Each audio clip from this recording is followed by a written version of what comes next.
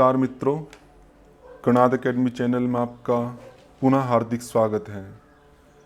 कथन कारण के प्रश्नों की श्रृंखला में ये अंतिम आपका वीडियो है।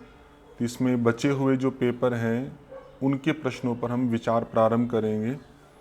तो 2019 के आपके पेपर रहते हैं और 2020 के, तो प्रयास करूँगा कि उन सभी को इसी वीडियो में हम समाहित कर लें।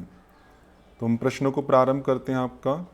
तो पहली पंक्ति है आपकी कि नारद एक भक्ति योगी हैं जो परम भक्ति के पक्षधर हैं, जो आत्म साक्षात्कार कराती है।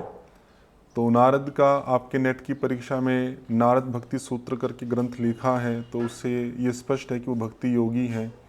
और वहाँ पर जो भक्ति की परिभाषा दी गई है कि सात्वस्मिन् पर प्रेम रूपा अमृत स्वरूपा च, तो पर प्रेम को, पर प्रेम मतलब परम भक्ति को वो स्वीकार करते हैं। और जो भी योग हैं आपके, उनका एक ही प्रयोजन है, आत्म साक्षात्कार। जो भक्ति योग हो, कर्म योग हो, ज्ञान योग हो, तो उस आधार पर हम कह सकते हैं कि पहली जो पंक्ति आपकी वो ठीक है। दूसरी पंक्ति को देखते हैं कि कबीर, मीराबाई, तुलसीदास और सूरदास ने भक्ति योग को अपनाया। तो ये भी सब भक्ति योग वाले ही आपके व्यक्ति हैं यहाँ पर, तो ये पंक्ति भी आपकी ठीक है। अब हमें देखना है कि जो दूसरी पंक्ति है वो पहली पंक्ति का कारण है या नहीं है। पहली पंक्ति में मुख्य जो आपका केंद्रण है वो है कि नारद एक भक्ति योगी हैं, ठीक है। दूसरी पंक्ति में जो मुख्य केंद्रण है वो कबीर इत्यादि जो है वो भक्ति योग है। तो दो एक स्वतंत्र बातें कही जा रही हैं। पहली में नारद के भक्ति योग को बताया है, दूसरी पंक्ति में कबीर, मीराबाई इत्यादि के भक्ति योग को बताया है। तो दोनों पंक्तियों के मध्य कोई परस्पर संबंध नहीं है ऐसा कि जो कथन कारण को सही व्याख्या कर सके। तो हम यही कह सकते हैं कि दोनों कथन सही हैं, परंतु आर एक की सही व्याख्या नहीं है। ये आपको स्पष्ट हो गया होगा। अगला प्रश्न देखते हैं। तो पहली पंक्ति है आपकी कि ध्यान की शिक्षण पद्धति के लिए शांत वातावरण उत्पन्न करना आवश्यक है ताकि ध्यानात्मक मन स्थिति उत्पन्न हो सके। तो पंक्ति ठीक है, क्योंकि ध्यान को यदि हम शिक्षण करना चाहते हैं तो शांत वातावरण होना चाहिए। शांत वातावरण के बिना ध्यान की स्थिति उत्पन्न नहीं हो सकती।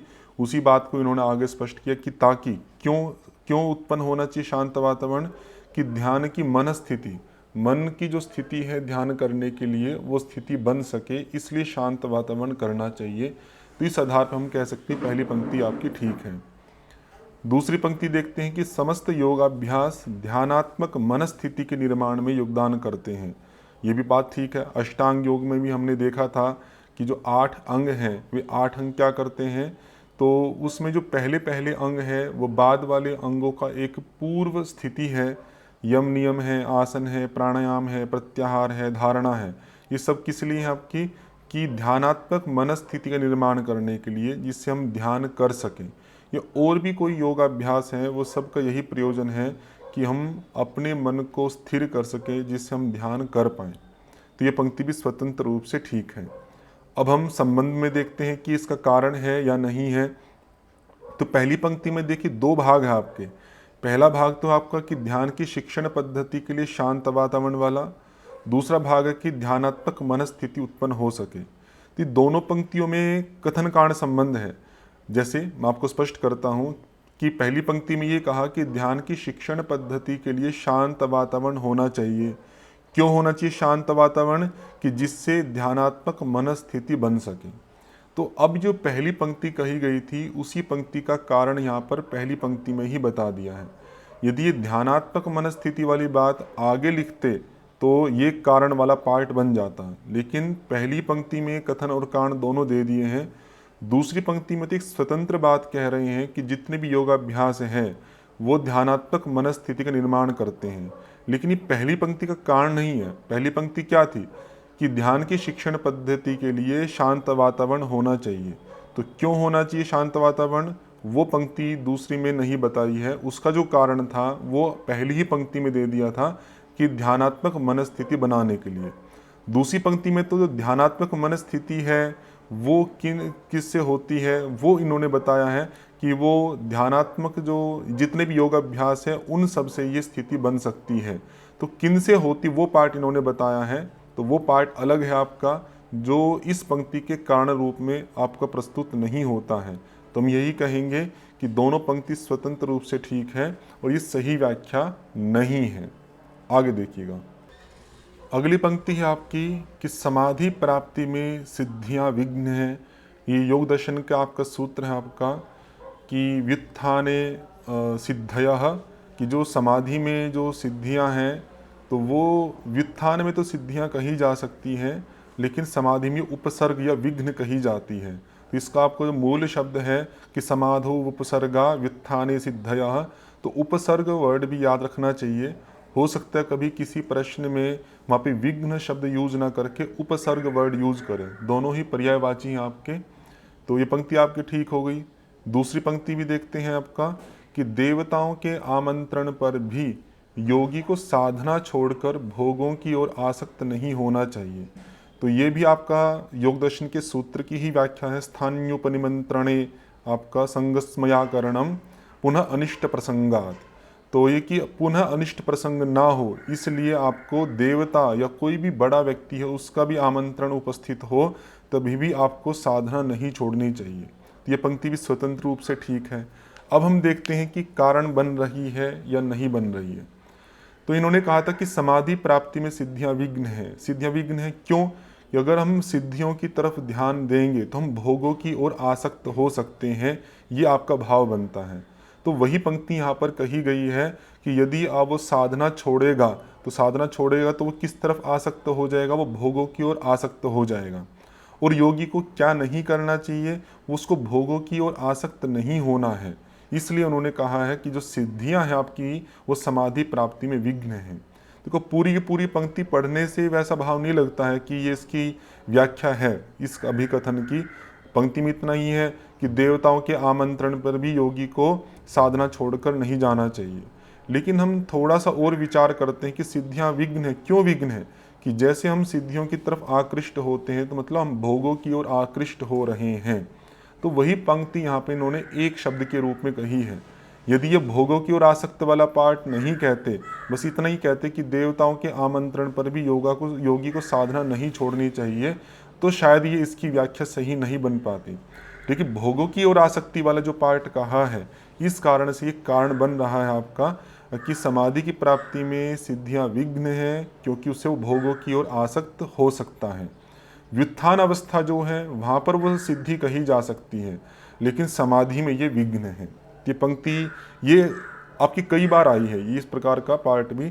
तो जो आपका रिपीट होते हैं प्रश्न उनको भी आपको विशेषतया ध्यान रखना चाहिए। आगे भी घुमा फिरा के उनसे प्रश्न पूछे जा सकते हैं।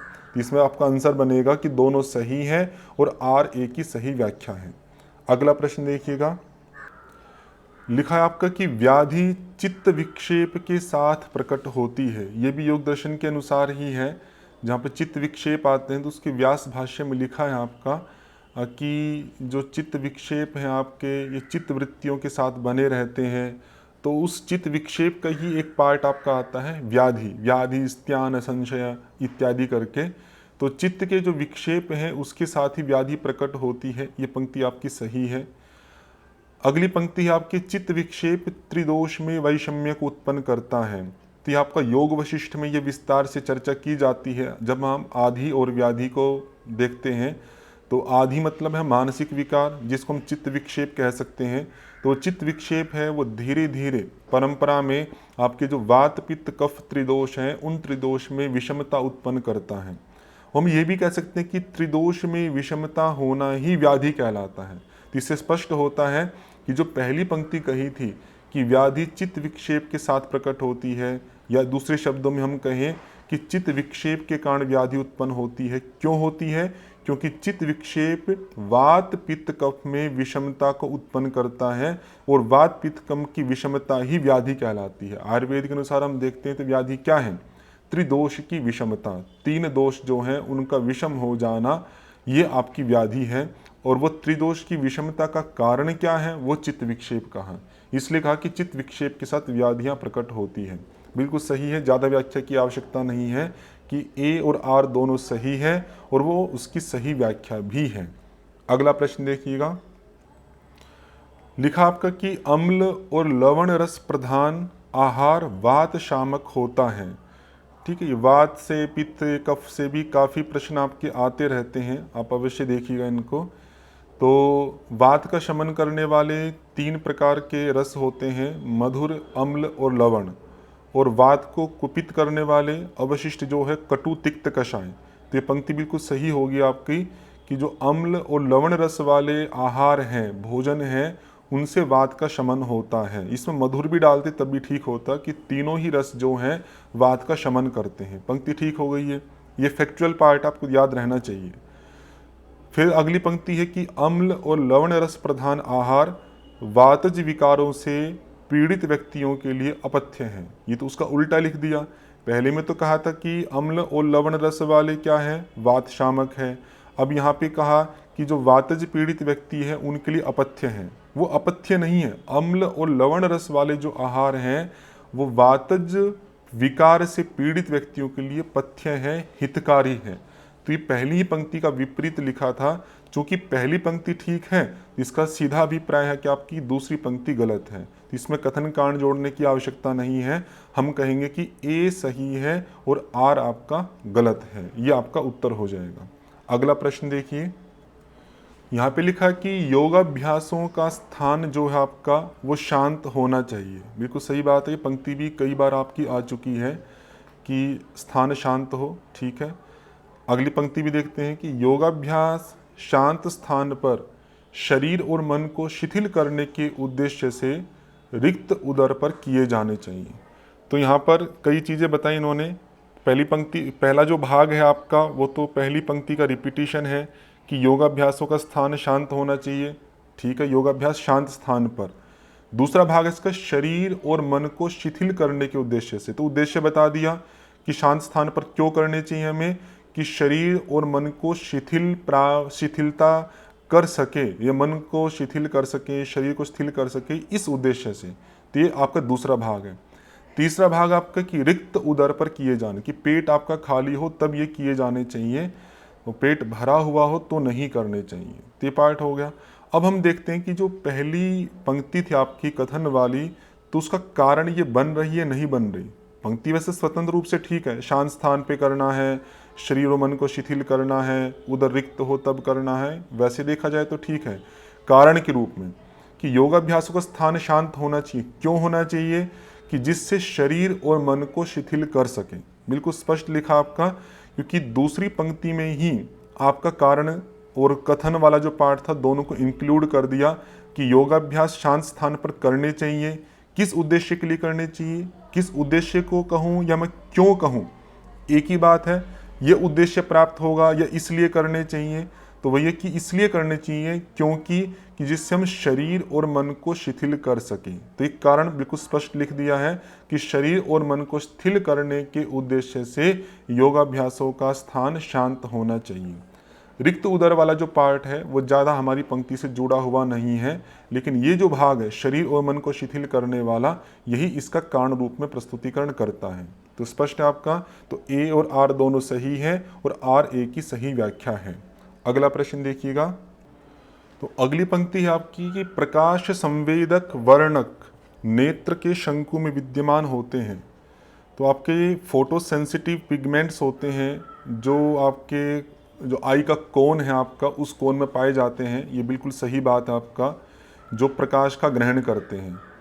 तो ये आपका अगली पंक्ति है कि 3 प्रकार के शंकु और उनके प्रकाश वर्णक के विभिन्न संयुग्म द्वारा अलग अलग वर्णों के संवेदक उत्पन्न नहीं होते हैं। ये पंक्ति गलत हो गई।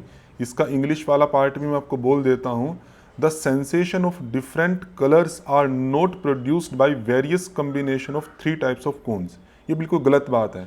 आँख में 3 कोन होते हैं। जैसे आपका लाइट का जो स्पेक्ट्रम है, उस स्पेक्ट्रम को हम उनकी वेवलेंथ के आधार पर 3 पार्ट में डिवाइड करते हैं आपका।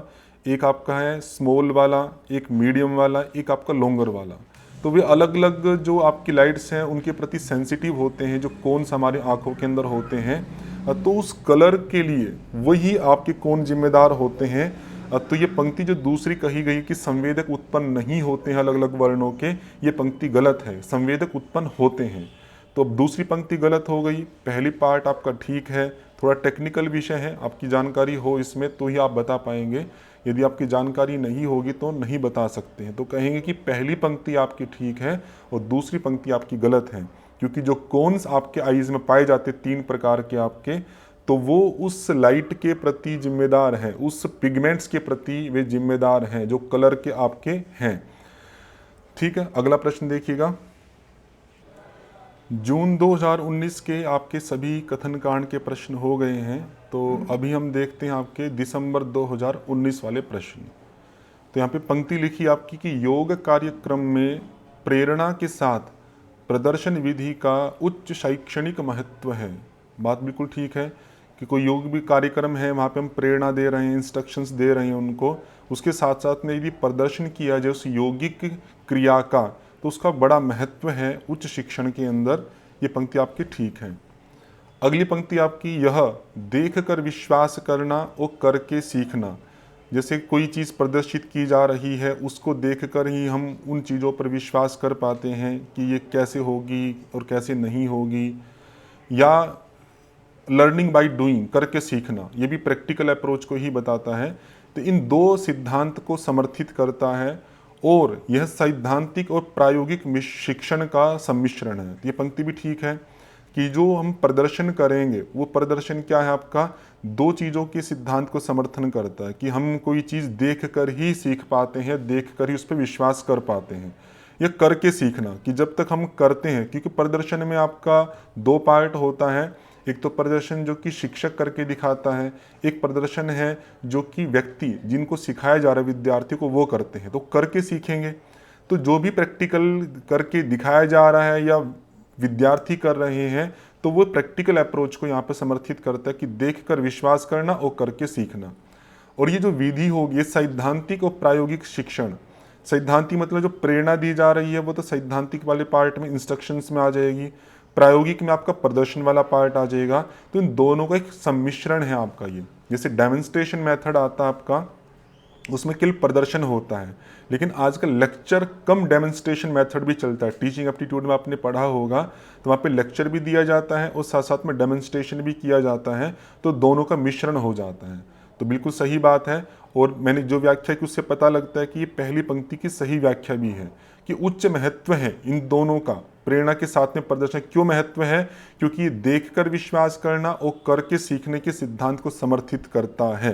तो ये कारण के रूप में ये पंक्ति आपको बताती है कि यदि हम प्रदर्शन नहीं करते हैं, केवल हम उसको प्रेरणा के रूप में, इंस्ट्रक्शंस के रूप में ही बताते हैं, तो करके सीखने वाला जो सिद्धांत है वो नहीं बन पाएगा आपका, या किसी चीज़ को देखकर विश्वास करना वो नहीं बन पाएगा। इसलिए हमें प्रदर्शन करना चाहिए, क्योंकि हम देखकर विश्वास करने वाला जो सिद्धांत चलता है लोगों में, या करके सीखना, क्योंकि एक मेंटालिटी, एक साइकोलॉजिकल पार्ट है ये कि जो बच्चे होते हैं वो करके सीखते हैं या देखकर उस चीज़ पर विश्वास कर पाते हैं। तो उस सिद्धांत के अनुसार यदि हम उन बच्चों को सही सिखाना चाहते हैं तो हमें प्रदर्शन करना पड़ेगा उस चीज़ का। तो ये पार्ट आपका कारण के रूप में बिल्कुल सही है।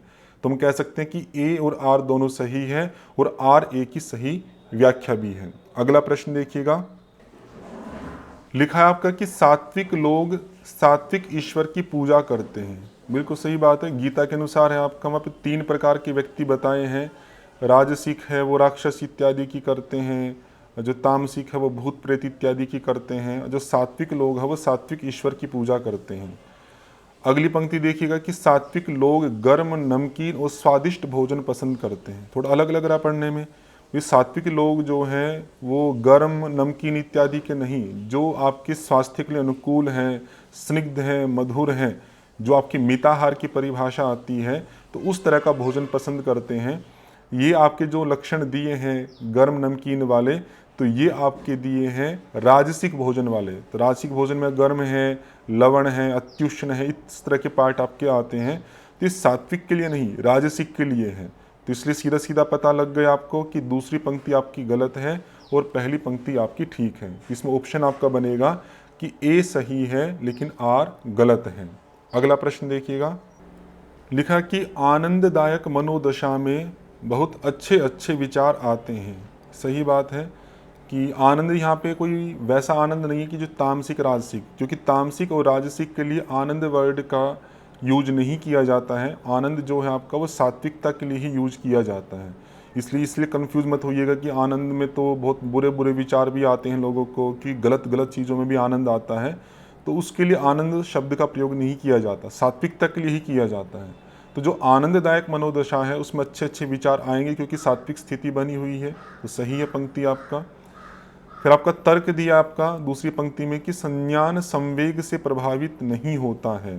ठीक है, तो संज्ञान मतलब आपका कोग्निटिव पार्ट हो गया, आपका संवेग हो गया आपके भाव इत्यादि।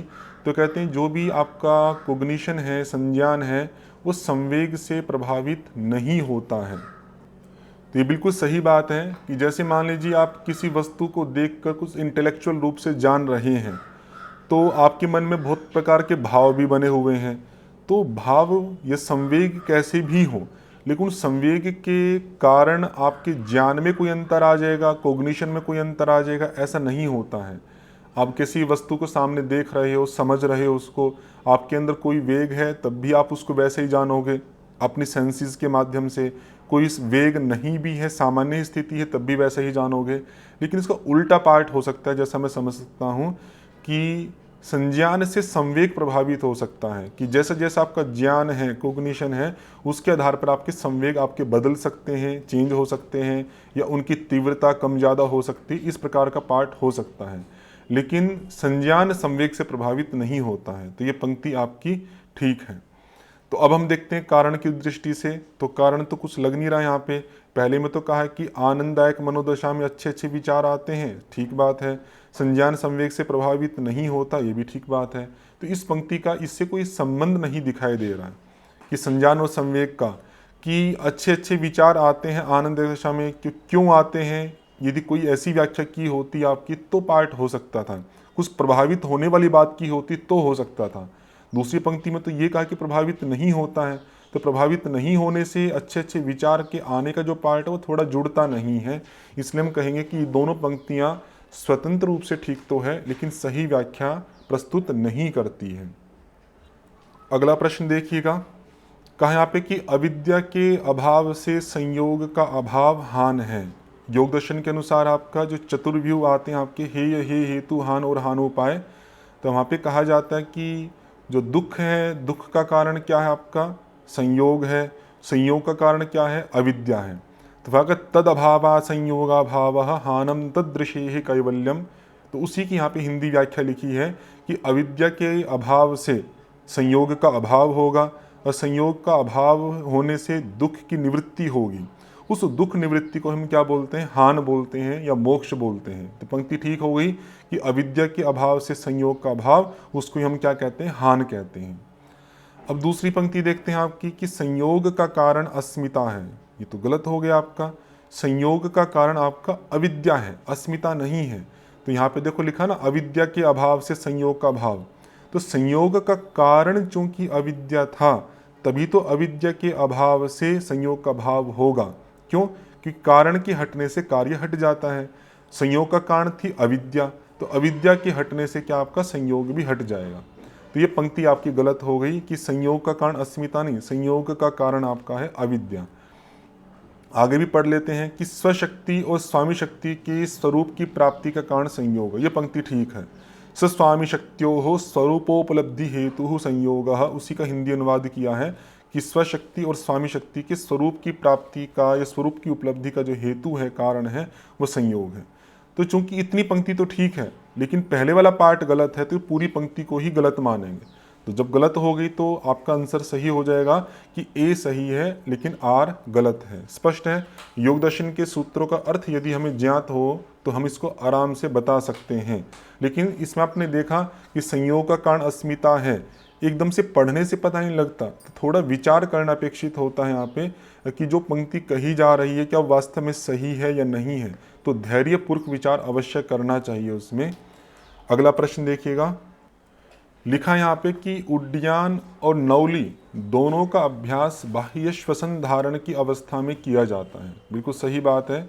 दो प्रकार से श्वसन, एक तो अंदर की तरफ श्वसन लिया जाता है जिसको आभ्यंतर हम श्वसन कहते हैं, एक हम बाहर की तरफ श्वसन करते हैं जिसको निश्वास भी कह सकते हैं आप, या सामान्य रूप से आप बाह्य श्वसन कह सकते हैं। तो दोनों के दोनों, उड्डयन बंद जो लगाया जाता है वो भी श्वास को बाहर निकाल के तब लगाया जाता है, और जो नौली क्रिया है वो भी आपकी श्वास को बाहर निकाल के की जाती है। तो उस दृष्टि से ये पंक्ति आपकी ठीक है। तर्क दिया यहाँ पे कि उड्डयन और नौली दोनों में अभ्यास के समय उदरीय ऋण दाब बनता है। तो दो प्रकार का दाब हो सकता है आपका, एक तो बाहर की तरफ दाब होता है, एक ऋण दाब मतलब जैसा मैं समझ रहा हूँ कि अंदर की तरफ है, मतलब पीछे की तरफ जो दाब बन रहा है आपका, तो ये ऋण दाब है। तो कह रहे हैं कि उदरीय ऋण दाब के लिए आवश्यक है कि आप श्वास को बाहर निकालो। तो जब तक श्वास को बाहर नहीं निकालेंगे तब तक उदरीय ऋण दाब नहीं बनेगा, और बिना उसके आपके उड्डयन और नौली क्रिया नहीं हो सकती। इसलिए पंक्ति भी ठीक है, और ये पहली पंक्ति की व्याख्या कर रही है। क्यों? जैसे कहा था कि दोनों क्रियाएं बाह्य श्वसन में की जाती है। क्यों की जाती है? क्योंकि इन दोनों क्रियाओं में उदरीय ऋण दाब बनता है, और बिना उस दाब के उड्डयन और नौली नहीं हो सकती। तो उसकी बिल्कुल सही सही व्याख्या कर रही है। तो इसलिए हम कह सकते हैं कि दोनों सही है, और आपका जो रीजन है वो असर्शन की सही व्याख्या भी है। दिसंबर 2019 के क्वेश्चन आपके हो गए हैं। तो देखेंगे कि दिसंबर 19 में आपके कथन कांड के क्वेश्चन ज़्यादा नहीं आए थे। तो आपका अंतिम पार्ट बचा आपका जून 2020 का, तो उसके भी कथन कांड के प्रश्न हम देखते हैं। तो प्रश्न देखते हैं आपका कि समाधि में विभूतियाँ को विघ्न बताया है और व्युत्थान अवस्थाओं में सिद्धियां कहाँ है। ये पंक्ति आपकी बिल्कुल सेम की सेम। ये क्वेश्चन आपका दिसंबर 19 में भी आया था, फिर आपका जून 2020 में भी उसको रिपीट कर दिया है, थोड़ा सा पंक्तियों को घुमा दिया है, बात वही है। तो ये पार्ट आपका योग दर्शन के अनुसार है कि समाधौ उपसर्गा व्युत्थाने सिद्धयः, कि समाधि में जो विभूतियाँ हैं, सिद्धियाँ हैं, वो उपसर्ग है, विघ्न है, और व्युत्थान अवस्था में सिद्धियाँ हैं। अगली है कि लोकपाल देवताओं के आमंत्रण पर उसमें न तो राग करना चाहिए और न ही अभिमान, क्योंकि ऐसा करने पर पुनः अनिष्ट की संभावना होती है। तो ये भी आपका योग सूत्र का ही एक ट्रांसलेशन है। स्थान्युपनिमंत्रणे संगस्मयाकरणम पुनः अनिष्ट प्रसंगात। तो ये भी पंक्ति आपकी ठीक है कि जो लोकपाल देवता हैं, बड़े सिद्ध पुरुष हैं, उनके आमंत्रण पर भी ना तो आपके अंदर कोई राग उत्पन्न होना चाहिए, ना ही कोई अभिमान, देखो इतने बड़े देवताओं ने मुझे बुलाया है। अगर ऐसी चीज़ें हमारे अंदर उत्पन्न हो रही है तो उससे अनिष्ट की संभावना आपकी होगी। अब हम देखते हैं कारण बनता नहीं बनता है। बिल्कुल सही बात, आपका कारण भी बन रहा है कि जैसे कहा कि समाधि में विघ्न है। क्यों विघ्न है? कि यदि आप उन सिद्धियों के प्रति आकर्षित होते हैं, उनके में राग करते हैं, अभिमान करते हैं, तो अनिष्ट की संभावना। तो अनिष्ट क्या है भाई? समाधि में बने रहना ये इष्ट है, समाधि से छोड़कर संसार की ओर आपकी आसक्ति बढ़ जाना ये अनिष्ट है।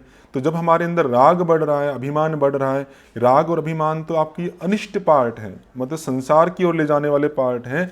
ये एक योगी के पार्ट नहीं है राग और अभिमान करना। तो इसलिए कहा कि उन सिद्धियों में आपको नहीं जाना चाहिए, उन पर ध्यान नहीं देना चाहिए, क्योंकि वे सिद्धियाँ आपके लिए विघ्न हैं। इसलिए कहेंगे कि ए और आर दोनों सही हैं, तथा आर ए की सही व्याख्या भी है। आगे देखिएगा, अगला जो प्रश्न है ये कथन कारण का तो नहीं है, लेकिन दो कथन आपके दिए गए हैं यहाँ पर, इसको भी देख लेते हैं कि कौन सा कथन ठीक है, कौन सा आपका गलत है, या दोनों सही हैं। तो पहले कथन में कहा कि रजोगुण की प्रधानता वाले अनियमित आहारचर्या पर नियंत्रण रखने। तो पहला पार्ट हो गया कि रजोगुण की प्रधानता वाला जो आपका आहार है, अनियमित रूप से जो चल रहा था, उस पर नियंत्रण रखना है। उसके साथ में अधिक भोजन से बचना है, अधिक भोजन नहीं करना है। और तीसरा का एवं उचित शारीरिक श्रम के जरिए। तो इन तीन पार्ट के माध्यम से डायबिटीज़ मेलिटिस की स्थिति में योग अच्छे परिणाम दे सकता है। यदि इन तीन स्थितियों के साथ में यदि योग किया जा रहा है तो डायबिटीज़ मेलिटिस की स्थिति को अच्छा कर सकता है, उसमें लाभ दे सकता है। ये बिल्कुल बात सही है आपकी। एक तो रजोगुण बढ़ाने वाले जो आहार है उन पर नियंत्रण रखो, अधिक भोजन नहीं करना है, ये पार्ट हो गया।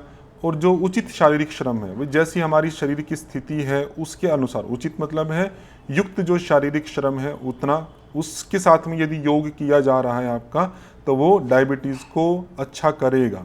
ये पार्ट बिल्कुल सही है। दूसरा कथन है कि औषधि एवं इंसुलिन का प्रयोग कर डायबिटीज़ मेलिटिस के मूल कारणों का उपचार किया जा सकता है। ये पंक्ति गलत है कि मूल जो कारण है आपका उनको ठीक नहीं किया जा सकता। ऐसा माना जाता है कि डायबिटीज़ जो मेलिटिस है आपका, उसको कुछ हद तक इम्प्रूव किया जा सकता है, लेकिन पूरी तरह ठीक करना या मूल कारणों को हटा देना ऐसा संभव नहीं है। तो इस कारण से पंक्ति गलत बन जाती है कि इंसुलिन का प्रयोग भी कर लो, औषधि का प्रयोग भी कर लो, फिर भी मूल जो कारण है आपके उनका उपचार संभव नहीं है, वो आपके बने ही रहेंगे। उसको कुछ हद तक आपका सुधार किया जा सकता है, ये बात आपकी कही जा सकती है। तो कहेंगे कि पहला कथन ठीक है और दूसरा कथन आपका गलत है। आगे देखिएगा, पंक्ति में लिखा आपका कि धीरे धीरे आसन, प्राणायाम एवं षट कर्म करने से ब्रोंकियल अस्थमा से प्रभावित पेशियां पुनर्जीवित हो सकती हैं। ठीक है आपकी बात कि यदि हम आसन, प्राणायाम और षट कर्म, लेकिन धीरे धीरे, बहुत तीव्रता नहीं करनी है, जल्दबाजी नहीं करनी है। यदि धीरे धीरे इन तीन चीज़ों को हम कर रहे हैं एक दूसरे के सहयोग से, तो जो ब्रोंकियोल से संबंधित जो अस्थमा है आपका, उससे प्रभावित जो पेशियां थी, मसल्स थी आपकी, उनको दोबारा से रिनोवेट किया जा सकता है, पुनर्जीवित किया जा सकता है। सही बात है। अगली पंक्ति देखते हैं कि आसन, प्राणायाम या षट क्रियाएं शरीर से अशुद्धियों को दूर करने के लिए सहायक रूप में एक दूसरे का पूरक होती हैं। ये भी सही है कि आसन करते हैं उससे भी अशुद्धियाँ दूर होती है, प्राणायाम उससे भी अशुद्धियाँ दूर होती हैं और षट कर्म से भी अशुद्धियाँ दूर होती हैं, और ये एक दूसरे का पूरक भी होती हैं। आसन प्राणायाम को, प्राणायाम षट कर्म को, तो एक दूसरे को ये पूरित भी करती हैं। तो ये पंक्ति भी ठीक है। अब हम देखते हैं कि कारण बनती है नहीं बनती। इन्होंने कहा था कि तीनों चीज़ें क्या करती हैं, ये अस्थमा से प्रभावित जो पेशियां हैं उनको जीवित कर सकती हैं, पुनर्जीवित हो सकती हैं। क्यों हो सकती हैं? क्योंकि अशुद्धियों को दूर करेंगी एक दूसरे का सहायता करते हुए, बिल्कुल कारण रूप में बन रहा है। क्योंकि जो पेशियां ठीक से काम नहीं कर रही हैं तो उनमें कुछ कमजोरी, अशुद्धियां, कुछ ना कुछ चीज़ें ऐसी आ गई हैं। यदि हम वहाँ का जो म्यूकस है, अशुद्धियाँ हैं, जो इन्फ्लेमेशन है, यदि वो कम हो जाए आपका, यदि इन क्रियाओं से, तो वो आपकी दोबारा से जीवित हो जाएंगी। तो ये पार्ट आपका कारण रूप में सही है कि इन तीनों से अशुद्धियाँ दूर होंगी, और अशुद्धियाँ दूर हैं तो वह पेशियाँ आपकी दोबारा से काम करना शुरू कर देंगी। इसलिए हम कहेंगे कि दोनों सही भी हैं। जो आपका तर्क है वो पहले कथन की सही व्याख्या भी प्रस्तुत करता है। अगला प्रश्न में है आपका कि रूमेटाइड आर्थराइटिस के लिए विशेष उपचार पद्धति में शुद्धि क्रिया की आवश्यकता होती है। ये पंक्ति ठीक है, क्योंकि माना जाता है आयुर्वेद के अनुसार कि जो आर्थराइटिस आदि हैं आपको, ये कफ और वात के दोष के कारण होती है। मुख्यतः कफ होता है और साथ में आपका वात भी रहता है। तो यदि हम वात और कफ को शुद्ध कर दें तो शुद्ध करने से वो आपके क्या है, रूमेटाइड आर्थराइटिस का उपचार किया जा सकता है। तो आगे तर्क में दिया आपका कि शुद्धि क्रिया रोग के मूल कारण को दूर करती है। वही शुद्धि क्रिया वाला अभी भी हमने देखा था पिछला प्रश्न, आगे भी फिर थोड़ा घुमा के फिर वही दे दिया है कि शुद्धि क्रिया, जो भी क्रिया ऐसी है जो शरीर का शोधन करती है, शरीर की अशुद्धि को दूर करती है, तो उससे अशुद्धि के कारण, जैसे नेचुरोपैथी माना जाता है कि जितनी भी बीमारियां हैं वो मोरबिड मैटर्स, अशुद्धियों के कारण से होती है। यदि शुद्धि क्रिया उन अशुद्धियों को दूर कर देगी तो रोग का जो मूल कारण है वो मूल कारण भी आपका दूर हो जाएगा। ये बिल्कुल सही आपकी बात। तो पंक्ति भी ठीक है और वो दूसरी पंक्ति पहले की व्याख्या भी करती है, क्योंकि पहली पंक्ति में यही कहा था कि रूमेटाइड आर्थराइटिस के लिए शुद्धि क्रिया की आवश्यकता है। क्यों आवश्यकता है? क्योंकि उसके कारण से आपका मूल कारण दूर हो जाएगा, कि शुद्धि क्रिया रोग के मूल कारण को दूर करती है। यदि शुद्धि क्रिया नहीं करेंगे तो रोग का जो मूल कारण है वो दूर नहीं होगा, जिससे रूमेटाइड आर्थराइटिस का उपचार संभव नहीं है। तो ये पंक्ति बिल्कुल सही व्याख्या प्रस्तुत करती है। तो हम कहेंगे कि ए और आर दोनों सही है और आर ए की सही व्याख्या भी है। आपको कोई अस्पष्टता हो, मैं बहुत व्याख्या नहीं कर रहा हूँ, तो आप कमेंट्स के माध्यम से पूछ सकते हैं। यदि किसी प्रश्न पे अगर कोई आपकी चर्चा अपेक्षित है तो मैं प्रयास करूँगा आपको समझाने का उसमें। तो अभी मैं कि सामान्य व्याख्या के रूप में आपके सामने प्रस्तुत कर रहा हूँ। अगला प्रश्न देखिएगा।